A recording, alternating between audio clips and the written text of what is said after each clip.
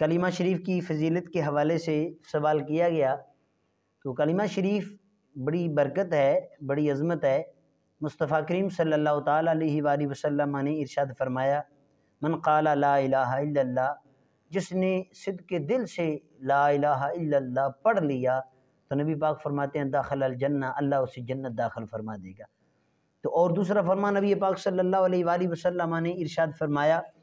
کہ جس نے 70,000 مرتبہ کلمہ شریف پڑھا تو سنے محبوب فرماتے ہیں اللہ پڑھنے والے کی اور جس کے لیے پڑھا گیا ہو اللہ ان کی بھی بخشش فرما دیتا ہے۔ تو شیخ اکبر محی الدین ابن عربی رحمۃ اللہ تعالیٰ علیہ ملا علی قاری نے اس بات کو نقل فرمایا ہے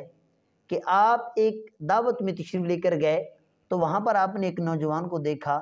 جو کہ بیٹھا ہوا تھا، تو اچانک اس نے رونا شروع کر دیا۔ تو شیخ اکبر محی الدین ابن عربی رحمۃ اللہ تعالیٰ علیہ آپ فرماتے ہیں کہ میں نے اس سے پوچھا کہ نوجوان ابھی تم بالکل ٹھیک بیٹھے ہوئے تھے، اچانک تم نے رونا شروع کر دیا، تو کیا معاملہ کیا ہے؟ تو عرض کرتا ہے حضور اللہ کے حکم سے مجھے کشف قبور حاصل ہے، تو میں نے ابھی دیکھا ہے کہ قبر میں میری ماں کو عذاب ہو رہا ہے۔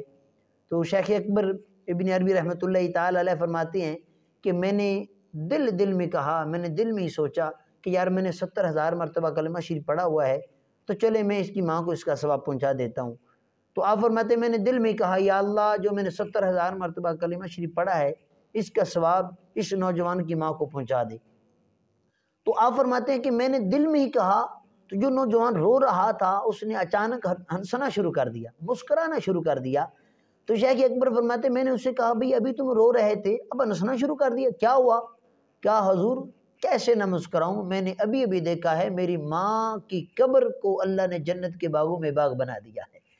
تو شیخ اکبر فرماتے ہیں مجھے اس حدیث کی سند کا بھی پتہ چلا، اس حدیث کہ یہ واقعی حدیث پاک صحیح ہے کہ نبی پاک صلی اللہ تعالیٰ علیہ وآلہ وسلم نے ارشاد فرمایا کہ جو بندہ 70,000 مرتبہ کلمہ شریف پڑھتا ہے اللہ رب العزت پڑھنے والے کی بھی اور جس کے لیے وہ پڑھا جائے اللہ ان دونوں کی اور اللہ ان سب کی جس کی نیت کرے گا اللہ پڑھنے والے کی بھی جس کے لیے پڑھا جائے اللہ اس کی بھی بخشش فرما دے۔